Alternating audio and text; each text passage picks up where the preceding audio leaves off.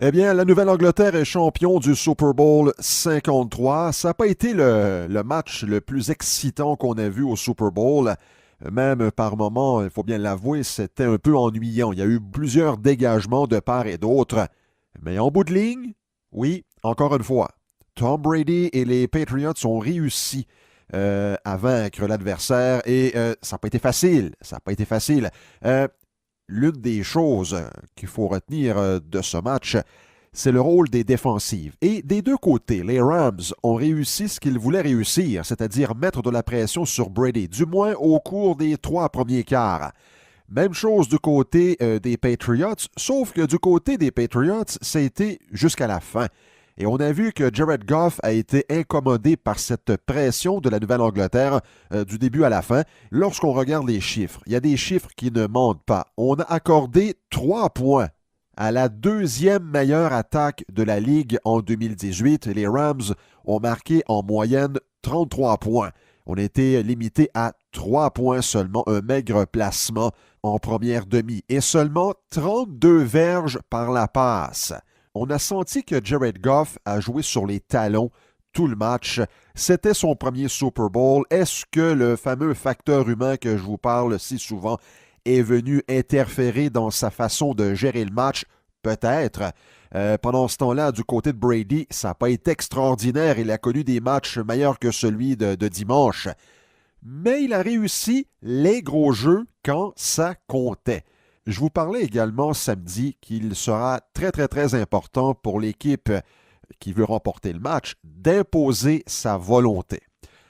Les Patriots voulaient imposer le jeu au sol. Il y a eu des ratés. Sauf que lorsqu'on regarde les statistiques de la rencontre, qu'est-ce qu'on voit? Bien, Sonny Michel, 94 verges au sol. Rex Burkhead, 43. Ça a été les deux gros porteurs de ballon. En bout de ligne, bon, il y a eu d'autres joueurs qui ont porté le ballon, mais 154 verges au sol, 62 pour les Rams. Lorsqu'on regarde encore plus en détail, Todd Gurley, 10 portées, 35 verges. C.J. Anderson, qui avait très bien fait lors des 2 matchs précédents, 7 portées, 22 verges. Alors, 62 verges pour les Rams, 154 pour les Patriots. Et on n'a pas désespéré du côté de la Nouvelle-Angleterre. Et lorsqu'on est arrivé au 4e quart, eh bien là, on a vraiment vu cette fameuse volonté de vouloir courir et ça a été payant.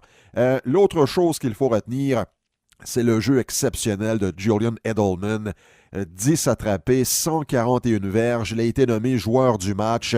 Et Rob Gronkowski, bon, est-ce que c'était son dernier match avec la Nouvelle-Angleterre? On l'ignore pour le moment, mais lorsqu'on a eu besoin de lui, cette fameuse passe de 29 verges de Brady, là, lorsqu'il a rejoint Gronk à la ligne de 2, ce qui a préparé le toucher de Sonny Michel, ça a pavé la voie à cette victoire des Patriots. Mais quelle performance en défensive! On a beau trouver toutes sortes d'explications aussi extravagantes les unes que les autres, ce qu'il faut retenir, c'est la performance en défensive. 3 points à une équipe qui en a marqué en moyenne 33 au cours de la saison. Alors, 6e Super Bowl pour les Patriots, 6e Super Bowl depuis 2001. Ils égalent la marque des Steelers de Pittsburgh. Pour Belichick, un 6e titre. Même chose pour Brady, qui maintenant surpasse Charles Haley, l'ancien allié défensif des 49ers et des Cowboys. Et qu'est-ce que l'avenir réserve maintenant à la Nouvelle-Angleterre? Tom Brady a dit qu'il sera là l'an prochain. Gronkowski, on l'ignore. Les Patriots ont 12 choix au repêchage cette année. C'est beaucoup de matériel pour faire beaucoup de choses.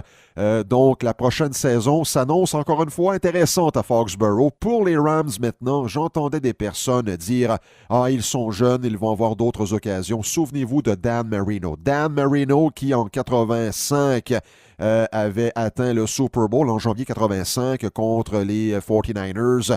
Et on disait « Ah, écoutez, les Dolphins avec Marino, on va les revoir souvent. » Marino n'est jamais retourné au Super Bowl. Alors, il ne faut pas prendre cela pour acquis. Je sais qu'avec la Nouvelle-Angleterre, on a tendance à dire « Ah, on a une chance de revenir au Super Bowl parce que cette équipe-là, y va souvent. » Mais ce n'est pas donné à toutes les formations. Alors, et petite chose en terminant. On a déjà établi les favoris pour le Super Bowl 54. Les Chiefs de Kansas City ont été établis par Vegas comme étant les favoris pour le prochain Super Bowl. C'est encore loin. Il y a beaucoup de choses qui peuvent se passer d'ici là.